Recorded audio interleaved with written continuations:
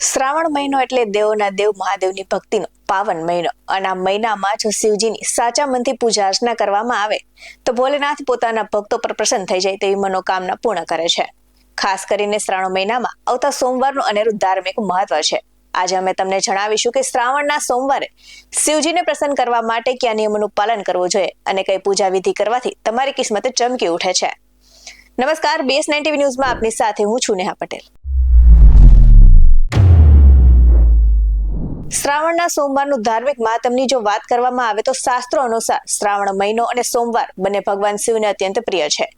એવી માન્યતા છે કે આજ શ્રાવણ માસમાં માતા પાર્વતીએ કઠોર તપસ્યા કરીને ભગવાન શિવને પોતાના પતિ સ્વરૂપમાં પ્રાપ્ત કર્યા હતા અને તેથી જ આ વ્રત પરિણીત અને અપરિણીત એમ બંને મહિલાઓ માટે ખૂબ જ ફળદાયી માનવામાં આવે છે. જો પરિણીત મહિલાઓ આ વ્રત રાખે છે તો તેમના પતિનું આયુષ્ય લાંબુ થાય છે અને અખંડ સૌભાગ્યના આશીર્વાદ મળે છે.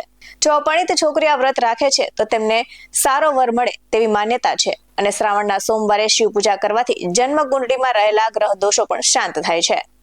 તો સોમવારે કેવી પૂજા વિધિ કરવી જોઈએ? તો શ્રાવણ માસના સોમવારે શિવલિંગ પર જળાભિષેક કરવાનો વિશેષ મહિમા છે અને સોમવારે પવિત્ર નદી કે પછી ગંગામાં સ્નાન કરવું ખૂબ જ શુભ ગણાય છે.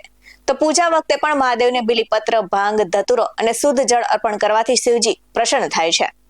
તો મનોકામના પૂર્તિ માટેના અચૂક ઉપાયોની જો વાત કરવામાં આવે તો તમે જીવનમાં સમૃદ્ધિ અને કષ્ટમાંથી મુક્તિ ઈચ્છતા હો તો શ્રાવણના સોમવારે ખાસ ઉપાયને ચોક્કસ કરજો. તો શ્રાવણના સોમવારે પાણીમાં થોડું દૂધ અને કાળા તલ નાખીને શિવલિંગનો અભિષેક કરવો જોઈએ. તો 21 બીલીપત્ર પર ચંદન વડે ઓમ નમઃ શિવાય લખીને શિવલિંગ પર અર્પણ કરવાથી મહાદેવ ભક્તોની તમામ મનોકામના પૂર્ણ કરે છે. અને જો લગ્નમાં વિલંબ થઈ રહ્યો હોય તો દર સોમવારે શિવલિંગ પર કેસર મિશ્રિત દૂધ ચડાવવું, તેનાથી વિવાહના યોગ બને છે.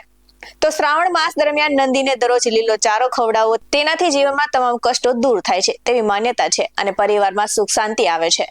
તો આ પવિત્ર મહિનામાં જરૂરિયાતમંદો અને ગરીબોને ભોજન કરાવવાથી ઘરમાં ક્યારે અન્ન અને ધનની કમી નથી રહેતી અને આ સાથે જ પિતૃઓની આત્માઓને પણ શાંતિ મળે છે. તો શ્રાવણના સોમવારે તમે પણ પૂરા નિયમ અને શ્રદ્ધા સાથે ભોલાનાથની પૂજા અર્ચના કરો અને મેળવો મહાદેવના અપરંપાર આશીર્વાદ. આવા જ વધુ અહેવાલ સાથે ફરી મળતા રહીશું. તમે અમારી YouTube ચેનલને સબસ્ક્રાઇબ કરવાનું, અમને Facebook અને Instagram પર ફોલો કરવાનું ભૂલશો નહીં. બાકી અવનવી અપડેટ્સ મેળવવા માટે આપ જોતા રહો BS9 TV ન્યૂઝ.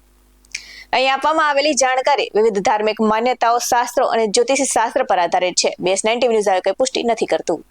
નમસ્કાર.